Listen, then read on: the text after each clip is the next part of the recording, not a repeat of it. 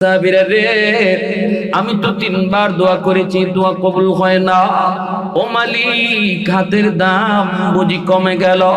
আল্লাহ কয় না বন্ধু, হাতের দাম কমে নাই। এই যুবকের মা এখনো দুনিয়ায় জীবিত। মার মনে অনেক কষ্ট, মার মনে অনেক ব্যথা। মা তার মাপ দেয় না, মৌতের সময়ও মা সন্তানকে মাপ দেয় নাই। এজন্য আমি আল্লাহ তারে আযাবে আটকায় রাখছি। তোমার দোয়াটাও কবুল হচ্ছে না। ও বন্ধু, যদি কবরের আযাব তার মাফ করতে হয় রে, তার মা তারে মাফ দেওয়া লাগবে। যতক্ষণ পর্যন্ত মা তারে দিল থেকে মাফ না দিবে, আমি আল্লাহ তার আযাব বন্ধ করব না। রহমতের নবী, দয়ার নবী বলতেছেন, সাহাবীরা দৌড়ে তার মায়ের কাছে যে আমি নবীর সালাম দাও। নবীর সালাম দেওয়া মাত্র মহিলা দৌড়ে আসলো। আল্লাহর নবী জিজ্ঞেস করেন, মা গো, কবরটা চিনোনি? মহিলায় কই, চিনি গো নবী, আমার সন্তানের কবর। আল্লাহর নবী বলতেছে, মা গো, এই সন্তান বুঝি তোমারে অনেক কষ্ট দিয়েছে, অনেক ব্যথা দিয়েছে। আল্লাহ আমাকে সবকিছু বলছে। এজন্য যুবক কবরের ভিতরে আযাব ভোগ করে গো মা। আমি একবার নয় 3 বার তার জন্য হাত উঠাইছি। আল্লাহ আমার একটা দোয়া কবুল করে নাই। সাফ সাফ আল্লাহ জানায় দিছে, যতক্ষণ পর্যন্ত তুমি তাকে মাফ না দিবা, আল্লাহ তার আযাব বন্ধ করবে না। মা গর্বে নিয়েছো তুমি, গর্বে নিয়েছো তুমি, দয়া করে তুমি তারে মাফ করে দাও গো মা। কেন তুমি মাফ করবা না? তুমি তো তার জন্য কত রাত উজাগরি করেছো, মাথার পাশে কত দাঁড়ে দাঁড়ে তুমি কাঁদছো, পাহারা দিয়েছো। আল্লাহর নবী যতই বলেন মহিলার দিল নরম হয় না, মহিলা শক্ত অবস্থায় দাঁড়ায় আছে। এইবার মহিলা চোখের পানি জড়ায় আর কান্দের কই, নবী গো, আমি আরে মাফ করবো না গো নবী, কারণ আমার পিঠে এখনো মাইরের দাগ আছে। আল্লাহ নবী, রহমতের নবী চিন্তায় পড়ে গেলেন, তাহলে এখন কেমন করে যুবকের আযাব বন্ধ করব? আল্লাহর নবী, রহমতের নবী চিন্তায় পড়ে গেলেন, মা তো মাপ দিবে না, মার দিল তো অনেক শক্ত হয়ে গেছে, আর মায় মাপ না দিলে আল্লাহ আমার সুপারিশও কবুল করবে না। আরে যুবক, আব্দুল কাদের জিলানী মঈনুদ্দিন চিশতির আইনা দাওয়াত খাওয়াইবা, মসজিদের ইমাম সাহেবরে প্রতিদিন আইনা আইনা তুমি মুরগির রান খাওয়াইবা, এরপরও আল্লাহ তোমার উপর খুশি হবে না, ইমাম সাহেবের দোয়া কবুল হবে না, মঈনুদ্দিন চিশতির দোয়া কবুল হবে না, কোন সুপারিশ আল্লাহ কবুল করবে না, কারণ নবীর সুপারিশটাও আল্লাহ কবুল করে না। যদি মার কলিজায় ব্যথা থাকে, বাবার কলিজায় ব্যথা থাকে। আল্লাহর নবী এবার চিন্তায় পড়ে গেলেন, কেমন করে যুবকের আযাব বন্ধ করা যায়।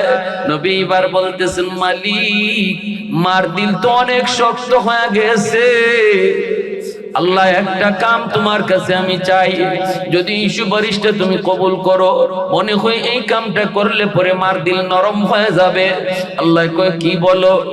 নবী কয়, আমাকে যেভাবে কবরের আযাব তুমি দেখাইছো, আল্লাহ এইভাবে তার মারও দেখায়া দাও, কারণ আমি নবী জানি বাপ মার দিল যত শক্ত হোক না কেন রে যুবক, সন্তানের বিপদ দেখলে বাপ মার দিল সাথে সাথে নরম হয়ে যায়। আওয়াজ দিয়া বলেন ঠিক কিনা? সাথে সাথে আল্লাহ কয়, বন্ধু এই দোয়া কবুল করে নিলাম, এই দোয়া কবুল করে নিলাম। সাথে সাথে এই মার চোখের সামনে কবরের আযাব আল্লাহ দেখায়া দিল। যেই মাত্র মা দেখি কবরের আযাব, সন্তান আগুনে পড়ে আর মা কয়ে চিৎকার করে কান্দে। সাথে সাথে মা চিৎকার দিয়ে কই, নবী গো, আমার মনের ভিতরে যত কষ্ট আছিল আমি সব ভুলে গেলাম, মাফ করতে দেরি হয়েছে, আযাব বন্ধ হতে দেরি হয় নাই। জোরে কোন সুবহানাল্লাহ। পবিত্র কুরআনুল কারীমের সূরাতুল বাকারা এই জায়গার মধ্যে আল্লাহ পাক রব্বুল আলামিন বলেন, ওয়ায়াসআলুনাকা মাযা ইউনফিকুন কুল মা আনফাকতুম মিন খায়র ফালিল ওয়ালিদাইনি ওয়াল আকরাবিন আল্লাহ পাক বলেন বন্ধু মানুষেরা তোমাকে জিজ্ঞেস করে কোন কোন জায়গায় টাকা খরচ করবি, কোন কোন জায়গায় সম্পদ ব্যয় করবি, কোন কোন জায়গায় তার সম্পদ সে খরচ করবে, ব্যয়ের খাতগুলি কি কি মানুষ তোমার কাছে জিজ্ঞেস করে জানতে চায়। বন্ধু জানায় দাও আমি আল্লাহ খরচের খাত বলে দিচ্ছি। আল্লাহু আকবার জোরে বলেন। না না তোমার বলতে হবে না বন্ধু, খরচের খাতগুলি আমি আল্লাহ বলে দেই। এই আয়াতের ভিতরে আল্লাহ পাক 5টা খরচের খাতের কথা আল্লাহ পাক উল্লেখ করেছেন রে যুবক। প্রথম নম্বরে আল্লাহ বলেন তোমার সম্পদ সবার আগে বাপ মার জন্য খরচ করতে হবে। সবার আগে তোমার পয়সা বাপ মার জন্য খরচ করা লাগবে।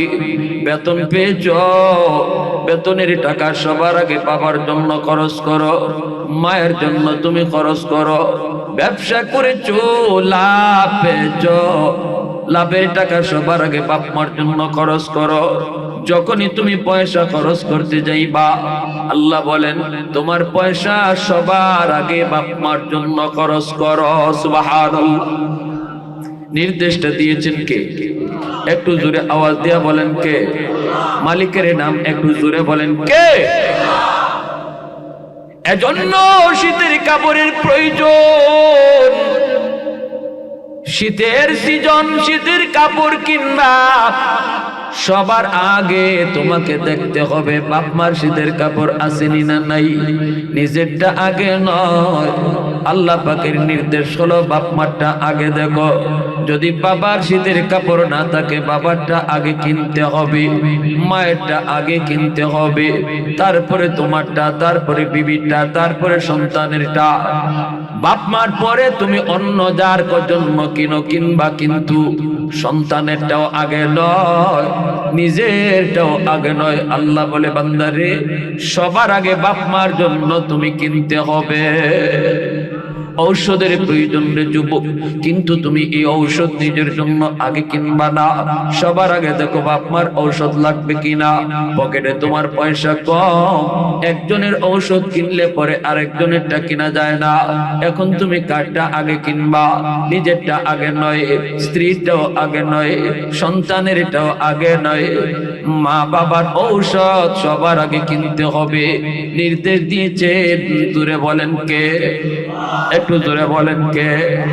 ভালো মন্দ তুমি খাইবা, কিন্তু মনে রাখবা খানা তোমার আগে নয়, বাপ মার জন্য আগে তৈরি করো। মা বাবার জন্য খানা আগে তৈরি করো।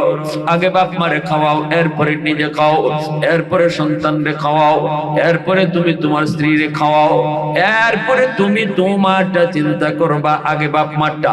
আল্লাহ পাক রব্বুল আলামিন এইভাবে 5টা খাতের প্রথম খাতের কথাই বাপ মার কথা বলেছেন। এজন্য যুবক একটু দিলটা নরম করে কথাগুলো একটু শুনো রে যুবক। যেই সন্তান এইভাবে বাপ মার খবর নেই, বাপ মার দেখশন রাখে, মা বাবার খোঁজ খবর রাখে, বাজারে গেলে জিজ্ঞেস করে আম্মা কিছু লাগবে নি, বাজারে গেলে বাবাকে জিজ্ঞেস করে আব্বা কিছু লাগবে নি, ঘরে ঢুকতে ঢুকেই বাবার কাছে আগে যায়, মায়ের কাছে আগে যায়, যায় দেখে মা কেমন আছে, বাবা কেমন আছে। দূরে থাকলেও ফোন দিয়া বাবার খবর নেয়, মায়ের খবর নেয়। এই সন্তানের পিছনে তার মার দোয়া, বাবার দোয়া সব সময় থাকে। আল্লাহ পাক 1 নাম্বার দুনিয়ার ফায়দা দিবেন এই সন্তানকে। আল্লাহ দুনিয়ার হায়াতের জীবনে আল্লাহ তার হায়াতের ভিতরে বরকত বাড়ায় দিবে। অ্যাক্সিডেন্ট হওয়ার কথা, বিপদ তোমার উপরেই পড়ার কথা, কিন্তু মা বাবার দোয়া যদি তোমার পিছনে থাকে আল্লাহ পাক বিপদ কাইটা দিবে। যেরকম না সুবহানাল্লাহ। হায়াতের ভিতরে আল্লাহ বরকত তোমার বাড়ায় দিবে। 2 নাম্বার হলো আল্লাহ তোমার রিজিকের ভিতরে বরকত বাড়ায় দিবে। অল্প তুমি রুজি করো, ব্যবসা করো তুমি ছোট, কিন্তু তোমার এই ছোট ব্যবসার ভিতরে বরকত বাড়ায় দিবেন কে? তোমার সন্তানকে আল্লাহ পাক মানুষের মতো মানুষ বানায় দিবে, তোমার সন্তানকে আদর্শ সন্তান বানায় দিবে, তোমার সন্তানের কারণে তোমার নাম উজালা হবে। আর যদি মা বাবার সাথে তোমার খারাপ আচরণ হয়, এক নাম্বার ক্ষতি হলো দুনিয়ার হায়াতের বরকত আল্লাহ কেড়ে নিবে, হায়াতের বরকত তোমার কেড়ে নিবে। বিপদ তোমার উপরে আসার কথা না, অন্যদিকে যাওয়ার কথা। কিন্তু বাপ মার বদ্ধ যদি থাকে, বিপদ তোমার উপরে আইসা পড়বে। ঠিক কি না? দরকার আছে কিনা কথাগুলা বর্তমানে? হ্যাঁ, কোন দিকে যাইতেছে আমাদের যুব সমাজ? কত মা কত বাবা ফোন দিয়া কান্দে, জোর আমার সন্তানটা, কত আশা ছিল, কত বুক ভরা আশা ছিল, বেলাইনে চলে গেছে, বেফতে চলে গেছে। কত নালায়েক সন্তান বাবারে বকা দেয়, কত নালায়েক সন্তান মাকে বকা দেয়, শুধু বকা দেয় না, হাত পর্যন্ত উঠায় ফেলে। নাউজুবিল্লাহ, জোরে বলেন, আরেকটু জোরে বলেন নাউজুবিল্লাহ। আল্লাহ বলেন, বন্ধু তুমি জানিয়ে দাও, তিন ব্যক্তির দোয়া আমি আল্লাহর কাছে সরাসরি কবুল।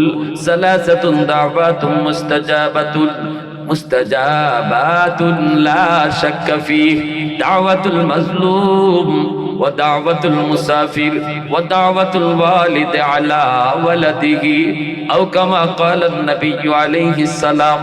আল্লাহর নবী বলেন, তিন ব্যক্তির দোয়া বদদোয়া আল্লাহর দরবারে সরাসরি কবুল। এক ব্যক্তি হলো মজলুমের দোয়া বদদোয়া, দ্বিতীয় হলো মুসাফিরের দোয়া বদদোয়া, তৃতীয় হলো বাপ মার দোয়া বদদোয়া। শুনে রাখো যুবক, দুর্বলের উপরে তুমি কখনো জুলুম করবা না। দুর্বল মানুষ যদি কয়, আল্লাহর আদালতের ফাইলে গিয়া মামলা দায়ের হয়। দুনিয়ার আদালতের মামলা ডিসমিস করা যায় ঘুষ দিয়া, জজ সাহেবরে ফোন দিয়া, মামলার রায় নিজের পক্ষে নেওয়া যায়, মামু খালু দইরা। কিন্তু আল্লাহর আদালতে মামলা যদি কারো বিরুদ্ধে দাঁড় হয়, বলুন তো আল্লাহকে ফোন দিয়া বা মামু খালু দইরা মামলা রায় নেওয়ার সুযোগ আসেনি? এজন্য ভাইয়ার নবী বলেন, সমাজে যে মানুষগুলো দুর্বল, গোষ্ঠী ছোট, গোষ্ঠী নাই, অথবা অন্যখান থেকে বাড়ি বানাইছে, একা একা আছে, সে এমনি নিরীহ মানুষ, হেরে খালি আসিম টেলবা, আইল টেলবা আর তার জমি দখল করবা, সে নিরিবিলি মানুষ, বিচারও কারো কাছে দেয় না, কারণ এলাকার সব তোমার গোষ্ঠী। বিচার লইয়া যাইব কার কাছে? চেয়ারম্যানের কাছে গেলে চেয়ারম্যানে তোমার কথা কইব, তখন সে নিরিবিলি চোখের পানি ফেলে, আল্লাহ তোমার কাছে বিচার দিলাম। এই বিচার এমন জটিল বিচার হয়, দুনিয়ার কোন মানুষ তার নামাজ রোজা হজ যাকাত লইয়া জান্নাতে যেতে পারবে না এই বিচারের মামলার রায় না হওয়া পর্যন্ত। মামলার রায় না হওয়া পর্যন্ত জান্নাত পাবে না। মুসাফিরের দোয়া বদদোয়া, আরেক হলো বাপ মার দোয়া বদদোয়া। আল্লাহ নবী বলেন, মা বাবা যদি সন্তানের জন্য দোয়া করে, এই দোয়াটাও সরাসরি কবুল। বাপ মা যদি সন্তানের জন্য বদদোয়া দেয়, এই বদদোয়া সরাসরি কবুল হয়ে যায়। আল্লাহর নবী গ্যারান্টি দিয়েছেন। এজন্যই মুহাদ্দিসিনে কেরাম হাদিসের ব্যাখ্যায় লিখেন, যত বড় আল্লাহর ওলি তোমার ঘরে দাওয়াত করে আনো, বড় পীর আব্দুল কাদের জিলানী এমন শত শত জিলানী তোমার ঘরে দাওয়াত করে এনেছো, দাওয়াত খাওয়াইছো, এরপরে বলছো দোয়া করার জন্য। আব্দুল কাদের জিলানী একজন নয় 100 জন হাত উঠাইছে তোমার জন্য দোয়া করে। এই দোয়া কবুল হবে কি হবে না কোনো গ্যারান্টি নেই, কিন্তু নবী বলেন, ওই ভাঙ্গা করে বইসে যদি বাবা হাত উঠায়, মা যদি হাত উঠায়, এই দোয়া কবুল হবে এর গ্যারান্টি আছে। মা যদি দোয়া করে, এই দোয়া কবুলের গ্যারান্টি আমার নবী দিচ্ছেন। আল্লাহু আকবার, জোরে বলেন। অতএব কারে খুশি করতেছো, কারে কষ্ট দিয়া, বাপ মারে কষ্ট দিয়া কারে তুমি রাজি করতেছো? আল্লাহ নবী বলে, রাদার রাব্বি ফি রাদাল ওয়ালিদাইন ওয়া সাখাতুর রাব্বি ফি সাখাতিল ওয়ালিদাইন। মা বাবা যদি সন্তানের উপর খুশি থাকে, আল্লাহ নবী বলেন উম্মতের দল, বাপ মা যদি সন্তানের উপরে খুশি থাকে আল্লাহ তার উপরে খুশি, বাপ মা যদি তার উপরে নারাজ থাকে আল্লাহ তার উপরে নারাজ। আল্লাহকে যদি খুশি রাখতে চাও রে যুবক, মা বাবাকে রাজি করতে হবে। বাপ মারে রাজি কইরা আল্লাহকে রাজি করানো যায়। আর যদি বাপ মার মনে কষ্ট দাও, বাপ মার অবাধ্য হও, আল্লাহ অটোমেটিক তোমার উপরে নারাজ, আল্লাহ তোমার উপরে নারাজ, আল্লাহ তোমার উপরে নারাজ। দ্বীনের নবী রহমতের নবী মদিনার কবর জান্নাতুল বাকি পার দিয়ে যাইতেছেন। হঠাৎ করে নবী অন্তর চোখে দেখতে পেলেন একজন যুবক কবরের ভিতরে জাহান্নামের আগুনে জ্বলতেছে, আর মা মা কই চিৎকার করে কাঁদতেছে। কবরের ভিতরে আযাব, কবরের ভিতরে আযাব আসেনি না নাই?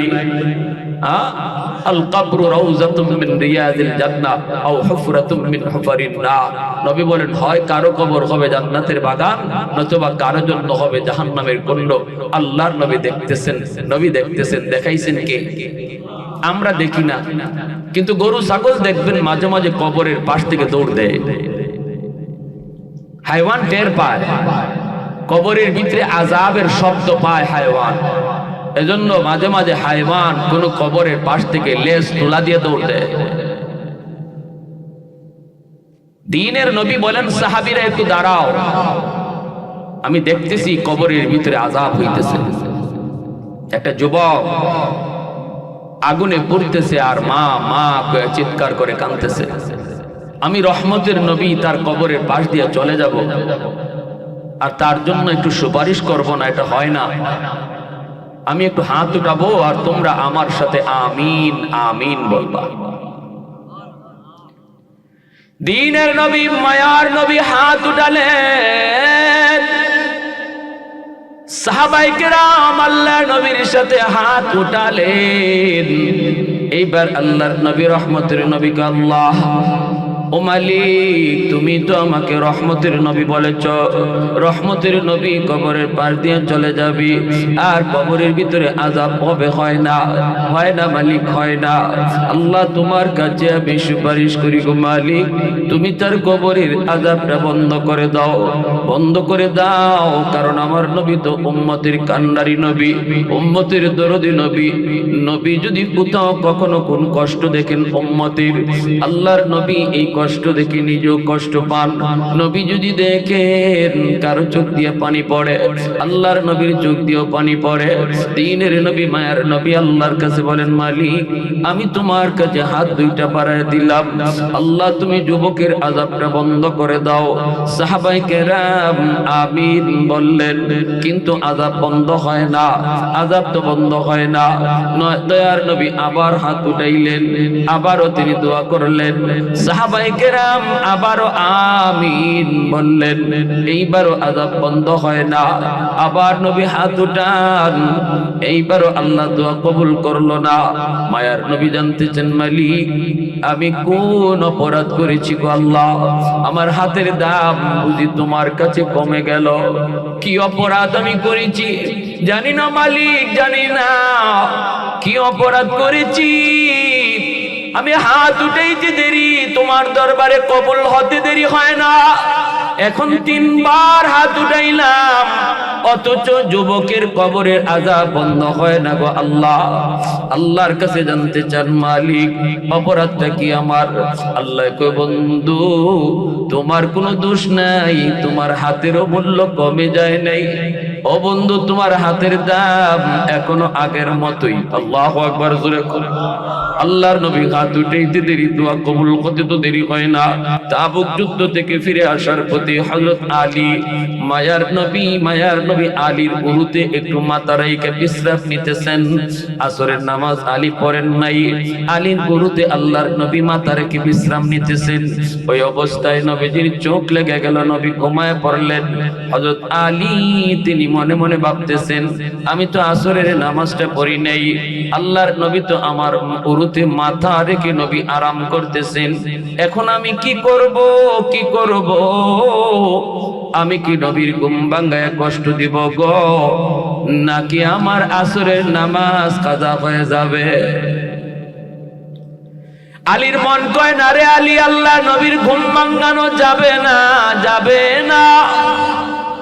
প্রয়োজনে তোমার নামাজ কাজা হয়ে যায় যাক, তবুও নবীর ঘুম ভাঙানো যাবে না। আলী রাদিয়াল্লাহু তাআলা আনহু এবার কি করবেন? তিনি এইভাবে বসে রইলেন। নবীজি ঘুমাইতেছেন, সূর্য ডুবে গেল। সূর্য ডুবে যাওয়ার পর এইবার নবীজির ঘুম ভাঙলো। নবীজি ডাক দিয়া বলতেছেন, আলী রে, চেহারাটা এত বিমর্ষ দেখা যায়, তুমি কি আসরের নামাজ পড়ো নাই?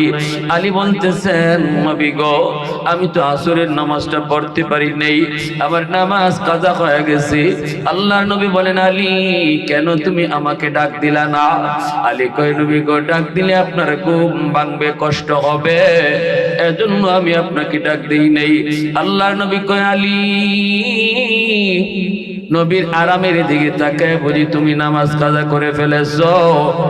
সাথে সাথে দয়ার নবী হাত উঠায় দিছেন, ও আসমানের মালিক, জমিনের মালিক, সূর্যের মালিক, আমার আলী আজকে তোমার নবীর আরামের দিকে খেয়াল করে তার নামাজ কাজা করে ফেলেছে। তোমার সূর্য ডুবে গেছে, আল্লাহ সূর্য উঠে তোমার হুকুমে, ডুবেও তোমার হুকুমে। আমি নবী হাত উপরে রাখতে রাখতে তুমি সূর্য আবার আকাশে উঠায় দাও। একটু আওয়াজ দিয়ে কন্যা সুবহানাল্লাহ। আল্লাহ আমার হাত উপরে থাকতে থাকতে তুমি সূর্য আবার আকাশে উঠাও, যেন আমার আলী অক্তমত নামাজ পড়তে পারে। রদ্দে শামস নামক কিতাবের ভিতরে লিখেন, আল্লাহর নবীর দোয়া করা অবস্থায় আল্লাহ ডুবন্ত সূর্যকে আবার আকাশে উঠায় দিয়েছেন। তাহলে নবীজির হাতের দাম আসেনি না নাই? আওয়াজ দিয়ে হবে। আমাদের আওয়াজ যত উঁচা হবে, সময় মতো আমাদের আওয়াজ গরম করতে হবে, সময় মতো নরম হবে, সময় মতো গরম হবে। আমরা আজকে সংখ্যায় অনেক, পৃথিবীতে প্রায় 200 কোটি মুসলমান, এরপরও মাত্র কয়েকটা ইহুদির হাতে মাইর খাইতেছে। কারণ হলো আমরা কোন জায়গায় নরম হওয়া লাগবে আর কোন জায়গায় গরম হওয়া লাগবে এটা ভুলে গেছি। ঠিক কিনা জোরে বলেন? আজকে গাজায় মুসলমান মার খায় না, শুধু তাম দুনিয়ার মুসলমান মার খাইতেছে। মা গো তোমার ছেলে যাবে খালিদের দলে, তারিকের দলে। ঠিক কিনা জোরে কান, আওয়াজ হয় নাই, জোরে বলেন ঠিক কিনা। মা গো তোমার ছেলে যাবে খালিদের দলে, তারিকের দলে। মাজলুমানের আর্তনাদ ফিলিস্তিনে কাশ্মীরে। ঠিক কিনা?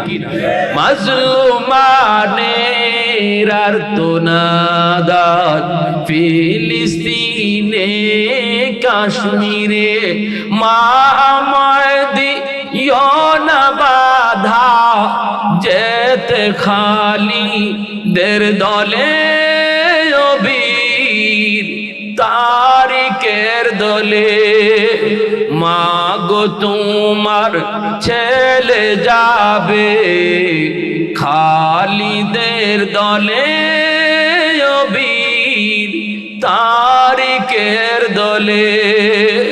প্রিয় নবীর দাত মুবারক শহীদ উহুদ প্রান্তরে, প্রাণ বিসর্জন দিলেন হামজা দ্বীন ইসলামের তরে।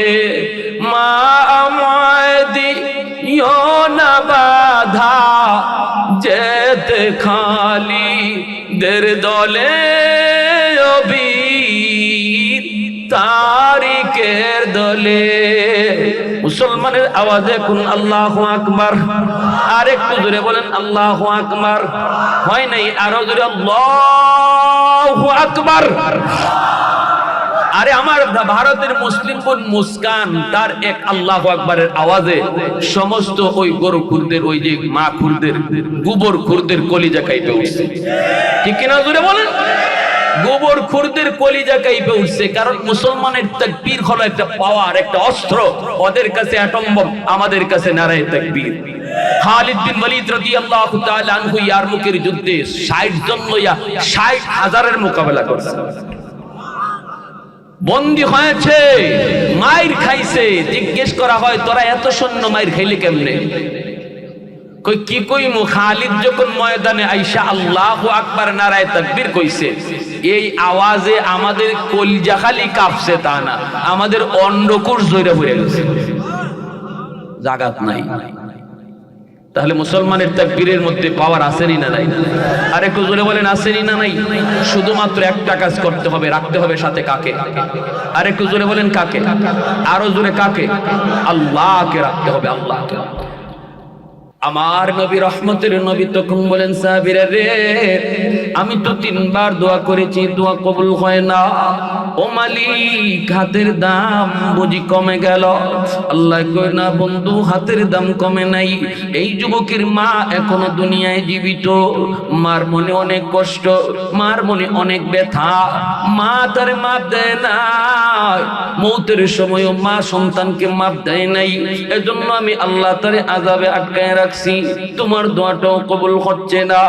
ও বন্ধু, যদি কবরের আযাব তার মাফ করতে হয় রে, তার মা তারে মাফ দেওয়া লাগবে। যতক্ষণ পর্যন্ত মা তারে দিল থেকে মাফ না দিবে, আমি আল্লাহ তার আযাব বন্ধ করব না। রহমতের নবী, দয়ার নবী বলতেছেন, সাহাবীরা দৌড়ে তার মায়ের কাছে যে আমি নবীর সালাম দাও। নবীর সালাম দেওয়া মাত্র মহিলা দৌড়ে আসলো। আল্লাহর নবী জিজ্ঞেস করেন, মা গো, কবরটা চিনোনি? মহিলায় কই, চিনি গো নবী, আমার সন্তানের কবর। আল্লাহর নবী বলতেছে, মা গো, এই সন্তান বুঝি তোমারে অনেক কষ্ট দিয়েছে, অনেক ব্যথা দিয়েছে। আল্লাহ আমাকে সবকিছু বলছে, এজন্য যুবক কবরের ভিতরে আযাব ভোগ করে গো মা। আমি একবার নয় 3 বার তার জন্য হাত উঠাইছি, আল্লাহ আমার একটা দোয়া কবুল করে নাই। সাফ সাফ আল্লাহ জানায় দিছে, যতক্ষণ পর্যন্ত তুমি তাকে মাফ না দিবা, আল্লাহ তার আযাব বন্ধ করবে না।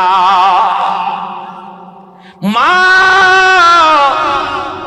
গর্বে নিয়েছো তুমি, গর্বে নিয়েছো তুমি, দয়া করে তুমি তারে মাফ করে দাও গো মা।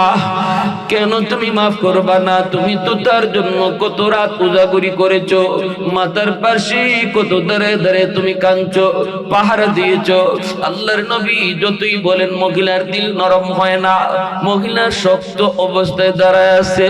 এইবার মহিলা চোখের পানি জড়ায় আর কান্দের কই, নবী গো, আমি আরে মাফ করবো না গো নবী, কারণ আমার পিঠে এখনো মাইরের দাগ আছে।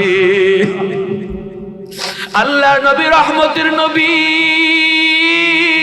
চিন্তায় পড়ে গেলেন, তাহলে এখন কেমন করে যুবকের আযাব বন্ধ করব? আল্লাহর নবী, রহমতের নবী চিন্তায় পড়ে গেলেন, মা তো মাপ দিবে না, মার দিল তো অনেক শক্ত হয়ে গেছে, আর মায় মাপ না দিলে আল্লাহ আমার সুপারিশও কবুল করবে না।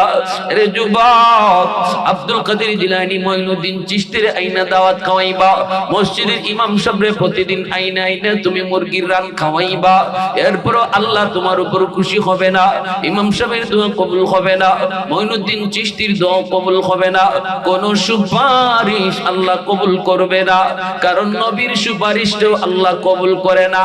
যদি মার কলিজায় ব্যথা থাকে, বাবার কলিজায় ব্যথা থাকে। আল্লাহর নবী এবার চিন্তায় পড়ে গেলেন, কেমন করে যুবকের আযাব বন্ধ করা যায়। নবী এবার বলতেছেন, মালিক, মার দিল তো অনেক শক্ত হয়ে গেছে, আল্লাহ একটা কাম তোমার কাছে আমি চাই, যদি এই সুপারিশটা তুমি কবুল করো, মনে হয় এই কামটা করলে পরে মার দিল নরম হয়ে যাবে। আল্লাহ কয়, কি বলো? নবী কয়, আমাকে যেভাবে কবরের আযাব তুমি দেখাইছো, আল্লাহ এইভাবে তার মারও দেখায়া দাও, কারণ আমি নবী জানি বাপ মার দিল যত শক্ত হোক না কেন রে যুবক, সন্তানের বিপদ দেখলে বাপ মার দিল সাথে সাথে নরম হয়ে যায়। আওয়াজ দিয়া বলেন ঠিক কিনা? সাথে সাথে আল্লাহ কয় বন্ধু এই দোয়া কবুল করে নিলাম, এই দোয়া কবুল করে নিলাম। সাথে সাথে এই মার চোখের সামনে কবরের আযাব আল্লাহ দেখায়া দিল। যেই মাত্র মা দেখি কবরের আযাব, সন্তান আগুনে পড়ে আর মা মা কয়ে চিৎকার করে কান্দে। সাথে সাথে মা চিৎকার দিয়ে কই নবী গো, আমার মনের ভিতরে যত কষ্ট আছিল আমি সব ভুলে গেলাম। মাফ করতে দেরি হয়েছে, আযাব বন্ধ হতে দেরি হয় নাই। জোরে কোন সুবহানাল্লাহ। একটা বাস্তব ঘটনা শোনাই, কুমিল্লা শহরে বাস্তব একটা ঘটনা শোনাই। দেখেন কত সন্তান বড় হওয়ার পরে কত বড় নিমক হারাম হয়। শিশুকালে যেই বাপ মা সন্তানরে এত কষ্ট করে লালন পালন করে, এই সন্তান বড় হওয়ার পরে কত নিমক হারাম হয়। আবার এর পরিণতিটা কি হয়? কুমিল্লা শহরে একজন রিকশাওয়ালা বাবা ছিল। এই রিকশাওয়ালা বাবা, অনেক আগের ঘটনা, তখন কুমিল্লা যাইতে 2টা ফেরি পার হওয়া লাগতো আর অনেক সময় লাগতো। ওই রিকশাওয়ালা বাবা শিশুকালে তার সন্তান, একমাত্র ছেলে সন্তানটারে সেই স্কুলে পড়াইতেছে, লেখাপড়া করাইতেছে, বড় আশা কইরা আমার সন্তান একদিন বড় হবে, বড় অফিসার হবে, এরপরে আমাদের অভাব দূর হবে। মা বাবা দুজনের বুকের ভিতরে কত আশা। বাবা রিকশায় করে করে স্কুলে নিয়ে যায়, স্কুল ছুটি হলে আবার রিকশায় করে বাড়িতে নিয়ে আসে। এইভাবে পড়ালেখা করতেছে। প্রাইমারি শেষ করলো, হাই স্কুল শেষ করলো, ভালো রেজাল্ট কইরা কলেজে শেষ কইরা ঢাকা ইউনিভার্সিটিতে ভর্তি হলো। ঢাকা ইউনিভার্সিটিতে ভর্তি হইয়াও পরীক্ষায় ফলাফল ভালো করলো। সুন্দরী একটা মেয়ের সাথে প্রেম হলো, বড় লোকের মেয়ে। এই মেয়েকে বিয়ে করলো। বিয়ে করার পরেই তার অবস্থার পরিবর্তন হতে লাগলো। বড় লোকের সাথে মিশার কারণে তার দিল শক্ত হতে লাগলো। রং বেরঙের ভিতরে পইরা সে দক্ষিণী মার কথা বলে যায়, বাবার কথা বলে যায়। এই দিকে দিন যায় রাত যায়। বিবাহ কইরা গুলশানে বাসা নিয়ে থাকে। গুলশান আজাদ মসজিদের পাশেই বাসা নেয়। যুবক মস্ত বড় অফিসার, অফিসের বহুত বড় অফিসার। এই দিকে দক্ষিণী মা সন্তানের আশায় রাস্তায় রাস্তায় শুধু চায় থাকে, আমার সন্তান কোন দিন আসবে গো, কোন দিন মাকে দেখতে আসবে। বছর চলে যায়, ঈদের রাত চলে যায়, এরপরও নালায়েক সন্তান মারে দেখতে আসে না। রিকশাওয়ালা বাবার কোথায় ইয়াদ রাখে না। পাষাণ হয়ে গেল, অনেক বড় পাষাণ হয়ে গেল। আমাদের এলাকার ভিতরে এমন সন্তান খুঁজলে পাওয়া যাবে। গ্রামে দুঃখিনী মা দুঃখী বাবাকে রাইকা শহরে বউনিয়া বাসা লইয়া থাকে, বাপ মার খবর নেয় না। প্রতি গ্রামে খুঁজলে এমন পাওয়া যাবে। এইদিকে দিন যায় রাত যায়, মানুষজন ঢাকা থেকে গেলে পরে মা জিজ্ঞেস করে, তোমরা আমার সন্তানকে দেখছো নি গো, তোমরা আমার সন্তান রে দেখছো নি? মানুষেরা কয় দেখেছি তোমার সন্তান মস্ত বড় অফিসার, মস্ত বড় অফিসার। মানুষের মুখ থেকে কথাগুলি শুধু শোনে। দুঃখিনী মা স্বামীকে জড়ায় দুইরা কইতেছে, স্বামী গো অভিমান কইরো না গো স্বামী, রাগ কইরো না, সন্তান বুঝে না, সন্তান বুঝে না। আমি তো দুঃখিনী মা 10 মাস 10 দিন পেটে রাখছি, আমি কেমন করে ভুলবো, আমি কেমন করে ভুলবো গো স্বামী? একটু যাও না, তুমি যে একটু সন্তানটারে দেখে আসো, চেহারাটা অন্তত এক নজর দেখে আসো। বাবা ঠিকানা লইয়ে রওনা দিয়ে দিছে। আসতেছে ঢাকা শহরে, অফিসের সামনে এসে গেটের পাশে দাঁড়ালো, দেখা করতে যাবে। দারোয়ান আটকে দিল। দারোয়ানে কয়, কে আপনি, কই যাবেন? অমুকের কাছে যাব। দারোয়ান কয়, ইনি তো আমাদের বস, বসের সাথে দেখা করা যায় না, পারমিশন নিতে হয়। আপনি একটু এই জায়গায় বসেন, আমি বসের পারমিশন নিয়ে আসি। বসের কাছে যায়, কই বস, একজন গরিব মানুষ গেটের পাশে দাঁড়া রয়েছে, আপনার সাথে দেখা করতে চায়। আমি তো অনুমতি দেই নাই, কারণ আপনার পারমিশন লাগবে, আপনি বললে তারে ঢুকতে দেব। এই কথা বলতে কয়, রাখ আমি একটু দেখি। সিসি ক্যামেরাটা অন করে তাকায় দেখে গেটের পাশে যেই বৃদ্ধ মানুষ রিক্সা চালায় চালায় বাঁকা হয়ে গেছে বডিটা।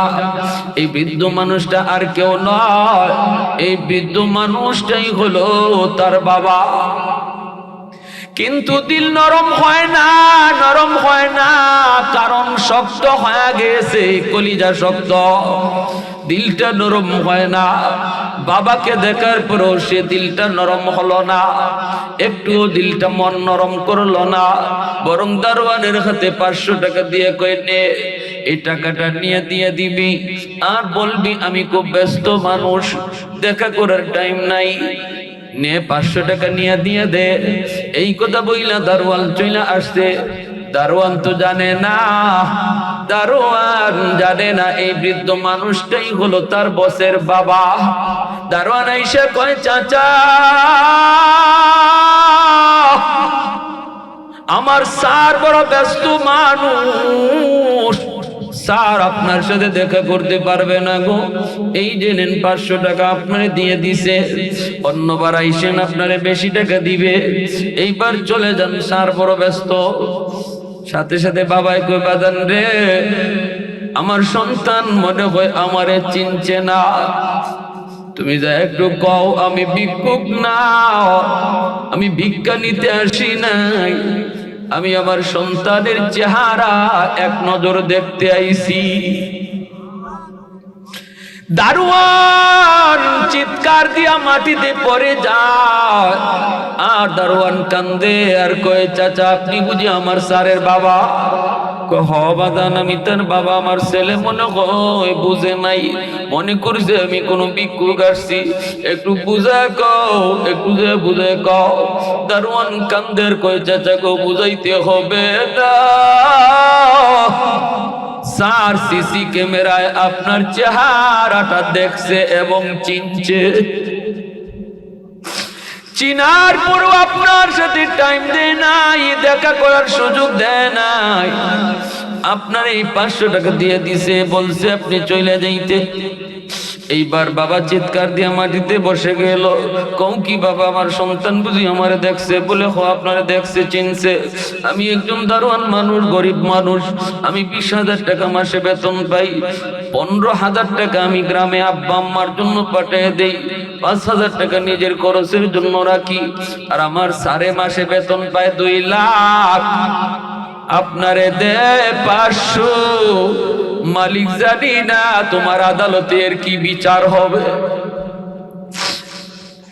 বাবা চোখের পানি মুছে টাকাটা দারোয়ানের হাতে ফিরত দিয়া বাবা গ্রামের উদ্দেশ্যে রওনা দেয়, নিরাশ হইয়া, চোখ থেকে দর দর করে বাবা পানি পড়ে আর যায়। এইদিকে দুঃখিনী মা দাঁড়ায় রইছে স্বামীর অপেক্ষায়, দূর থেকে স্বামীর দিকে মা দৌড়ে গিয়ে ধরছে স্বামীরে, স্বামী গো কেমন দেখে আসছো আমার সন্তান রে, কেমন দেখে আসছো সন্তান রে, একটু কও। এই কথা বলতে বাবা তো কথা বলতে পারে না, ঠোঁট মুখ কাঁপতেছে, কেমনে কয়, কেমনে কয়। এবার বাবা পিরাপিরি শোনার পর বলতেছে, বিবি শোনো, তোমার সন্তান মস্ত বড় অফিসার, আমার সাথে দেখা করার টাইম তার হাতে নাই, 500 টাকা দিয়া দিছে, আমি আনি নাই, আনি নাই, দারোয়ানের হাতে দিয়ে আমি চলে আসছি। মা পড়ে গেছে মাটিতে চিৎকার দিয়া। এইবার মা কো, স্বামী গো, ও স্বামী তুমি বদ্ধ দিও না গো স্বামী, মুখটার মধ্যে দইরা কই বদ্ধ দিও না, বদ্ধ আমিও দেই না, সন্তান বোঝে না, বদ্ধ দিলে পরে বিপদ চলে আসবে, একদিন আল্লাহ তারে বুঝ দিবে, দোয়া করো, কারণ বাপ মার দোয়া আল্লাহ কবুল করে। এই বইলে স্বামী স্ত্রী দুজন একজন আর একজন দইরা দইরা বাড়ি চইলা আসলো। ভাইরা বন্ধুরা, সেই মা বিছানায় পড়ে গেল রে যুবক, বিছানায় পড়ে গেল। এইদিকে মা বাবা বদুয়া দেয় নাই, কিন্তু দোয়া করেছে আল্লাহর কাছে, আল্লাহ যেন বুঝ দেয়, আল্লাহর কাছে এই দোয়াটা কবুল হয়ে গেছে। রমজান মাস, জুম্মার দিন, গুলশান আজাদ মসজিদ, যেই মসজিদে যাত্রাবাড়ির হযরত মাহমুদুল হাসান দামাত বারকাতুহুম তিনি জুম্মার নামাজ পড়ান। আল্লাহর ওলিদের বাঙ্গা বাঙ্গা কথার ভিতরে অনেক নূর, অনেক আসর। ওই দিন আল্লাহর ওলি জুম্মার মিম্বরে বৈশা বাপমার হক নিয়ে আলোচনা করেন। বাপমার হক নিয়ে আলোচনা করতেছেন, যুবক আলোচনাগুলি শুনতেছে। প্রতিটা কথা তার দিলের ভিতরে তীরের মতো যায় লাগতেছে, প্রতিটা কথা তার দিলের মধ্যে তীরের মতো বাজতেছে।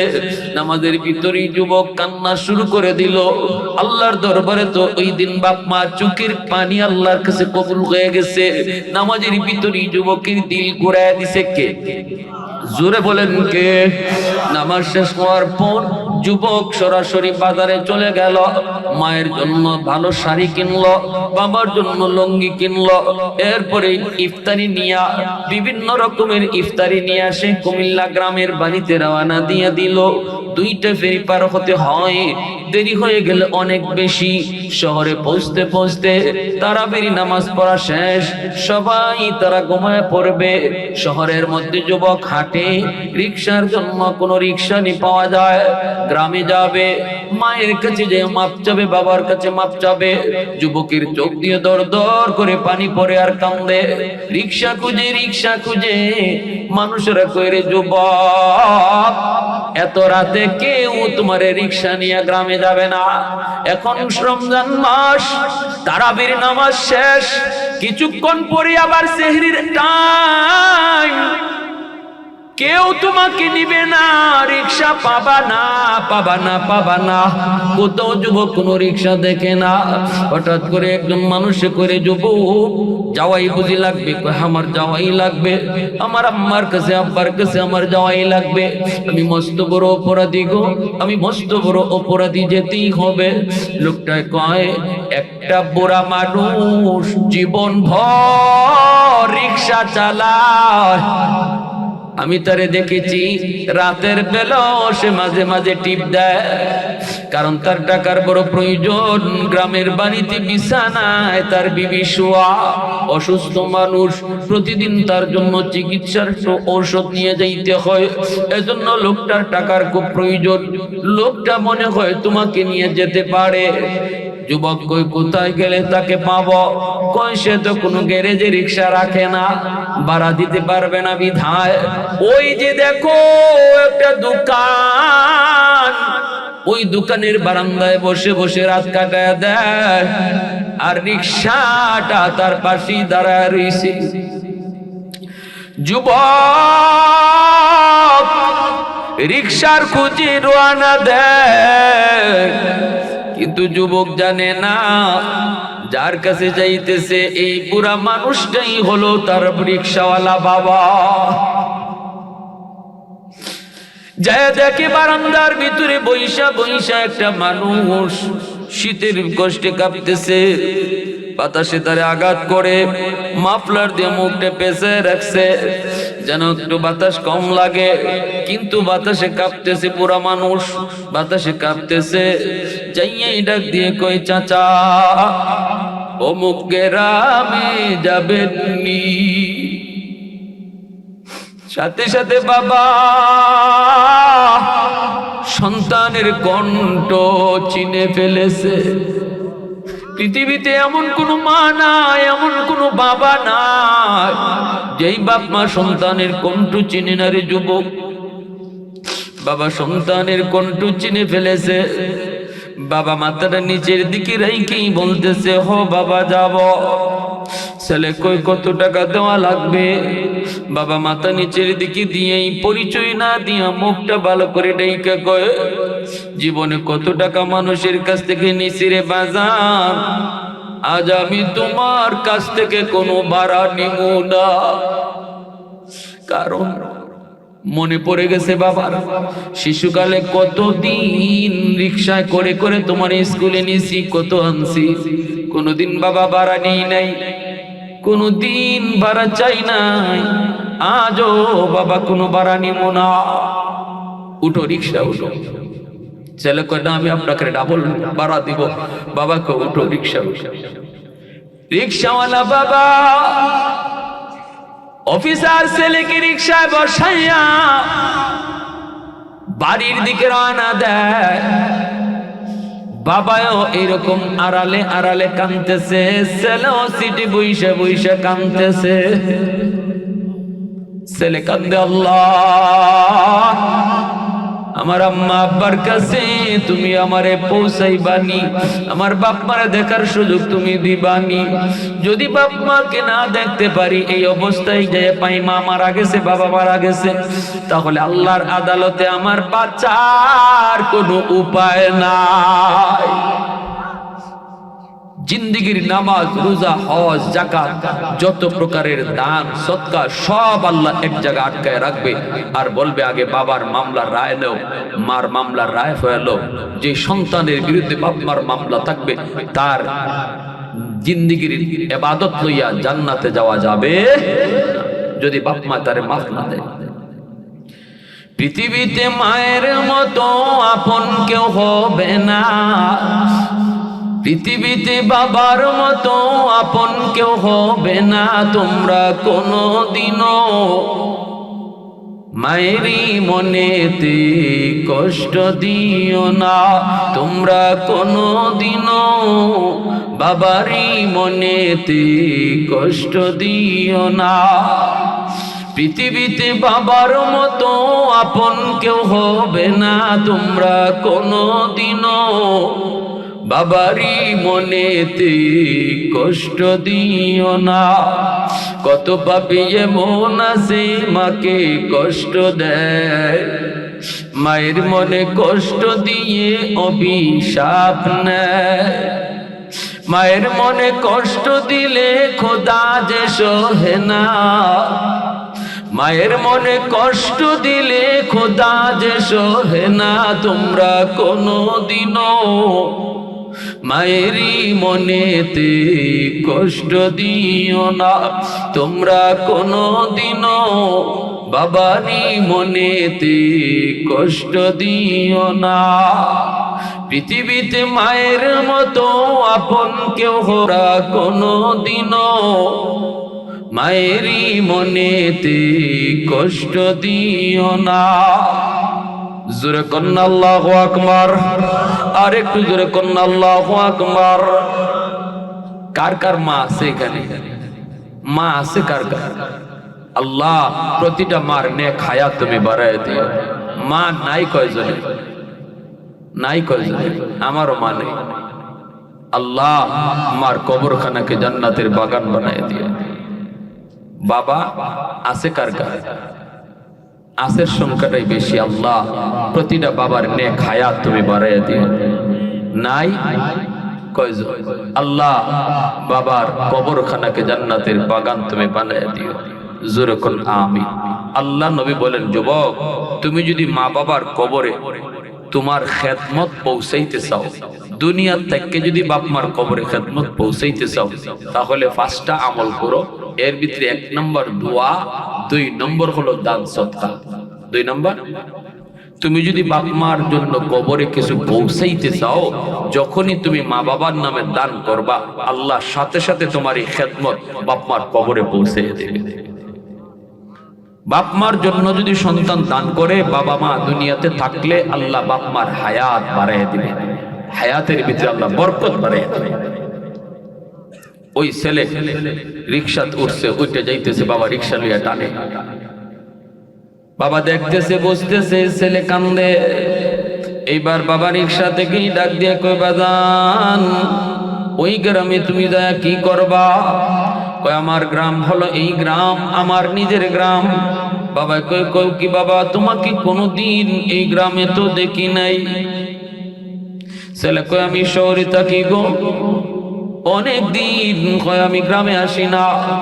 আমার গ্রামে আমার মা, আমার বাবা কষ্ট করে করে আমাকে লেখাপড়া করাইছেন, কিন্তু আমি বাবার সাথে বেয়াদবি করেছি, বাবার মনে কষ্ট দিয়েছি, মার মনে আমি কষ্ট দিয়েছি। এবার আমার বোধ হয়েছে আমি কত বড় অপরাধী, আমি মাপ চাইতে আসছি। জানি না আমার মা বাবা দুনিয়াতে আসেনি না নাই, আল্লাহর কাছে কাঁদতেছি আর যাইতেছি, মালিক তুমি আমাকে বাপ মার কাছে মাপ চাওয়ার সুযোগটা অন্তত দিয়ে দিও। এই বইলে যুবক যখন কান্দে, সাথে সাথে বাবা বুঝে গেছে আমার সন্তান রে আল্লাহ বুঝ দিয়ে দিছে, আমার সন্তান রে আল্লাহ বুঝ দিয়ে দিছে, আমাদের দোয়া আল্লাহ কবুল করেছে। বাবা রিকশা থেকে নাইমা আস্তে করে মাফলারটা সরায় ডাক দিয়ে কই, বাবা আয় দেখ তো রিকশাওয়ালা বাবারে চিনোনি। দৌড় দিয়া বাবার পা জড়ায় ধইরা ছেলে কান্দের যুবক, সাথে সাথে বাবা টান দিয়ে বুকে উঠে এনে কপালে চুমু খায়। সন্তান যত বড় অপরাধ করুক না কেন, যখনই বাপ মার কাছে মাপ চায় সাথে সাথে বাপ মা মাফ করে দেয়, বাপ মার দিল খুশি হয়ে যায়। এরে যুবক শোনো, বাপ মারে খুশি করতে টাকা লাগে না, পয়সা লাগে না, মারে বাবারে খুশি করা যায়। বেশি বেশি আম্মা আব্বা করে ডাক দিলেও বাপ মা খুশি হয়ে যায়, মশারিটা টানায় দিলে মা খুশি হয়ে যায়। একালি কমলা লইয়া যায় ঘরে দাইয়া, নিজের সন্তানের কাছে না দিয়া, স্ত্রীর হাতে না দিয়া, মার হাতে নিয়ে কমলাটা দিও, দেখবা মা খুশি হয়ে গেছে। আম্মা আজকে বাজার থেকে কমলাটা তোমার জন্য আনছি, মা খুশি হয়ে গেছে। বাবার হাতে দিও, বাবা খুশি হয়ে গেছে।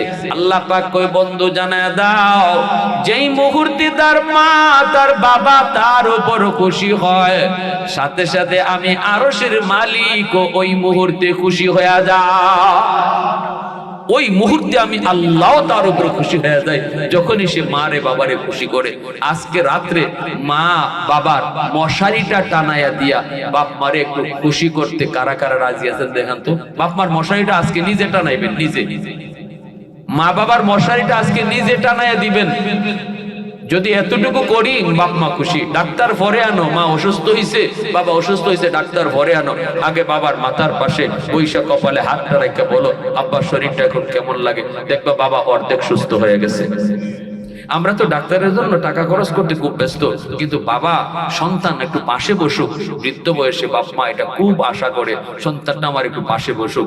যে সন্তানটারে কোলে নিয়ে নিয়ে চুমায়া চুমায়া বড় করছে, এই সন্তানটা বাপ মার কাছে বসলে বাপ মা খুব শান্তি পায়, শান্তি পায়।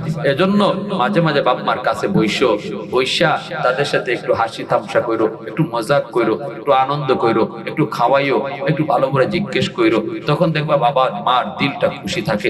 আল্লাহ তোমার উপর খুশি। যখনই আল্লাহ খুশি হবে, লেখাপড়ার ভিতরে আল্লাহ বরকত বাড়াইয়া দিবে, পরীক্ষার রেজাল্ট আল্লাহ ভালো করাইয়া দিবে, তোমার ব্যবসা বাণিজ্যের মধ্যে আল্লাহ বরকত বাড়াইয়া দিবে।